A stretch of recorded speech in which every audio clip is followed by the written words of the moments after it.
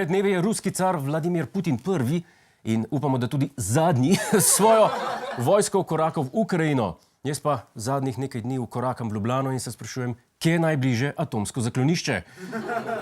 Pa zraven žrem kalijev Juditka Kokice. To sem videl. Поэтому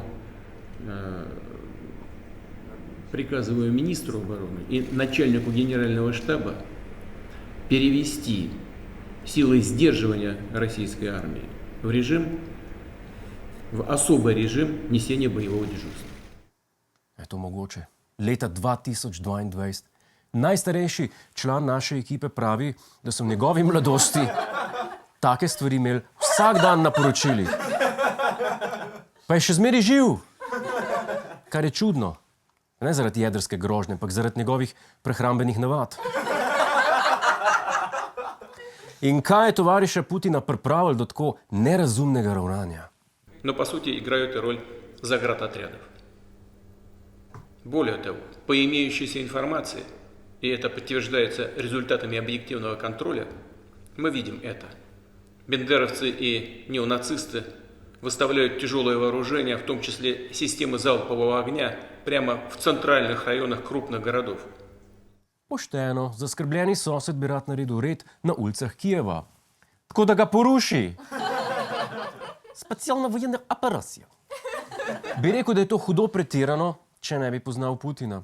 In očitno podobno mislijo tudi drugje po Evropi, ker so proti Putinovi Rusiji uvedli najostrejše sankcije. A si morate misliti, pregovorno neenotni voditelji članic EU-ja dosežejo dogovor o sankcijah v nekaj dneh.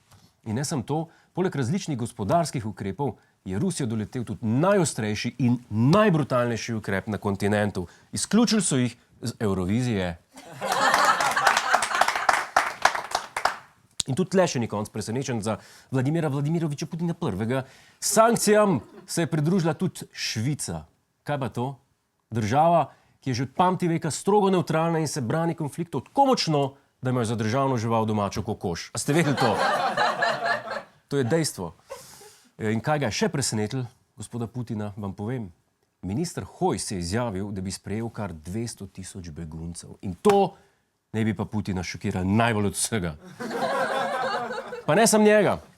Zdaj ekipa oddaje ta teden z Juretom Godlerjem, pa si mislimo, da se bo svet moral še hudičevo potruditi, da bo Putina spravil v tole stanje. Hej, to je naš YouTube kanal, klikni na ta gumb in se naroči, da boš na tekočem. Polajkaj pa nas tudi na Facebooku in na Twitterju, pa na ulici, pa na kakšnem javnem WC-ju.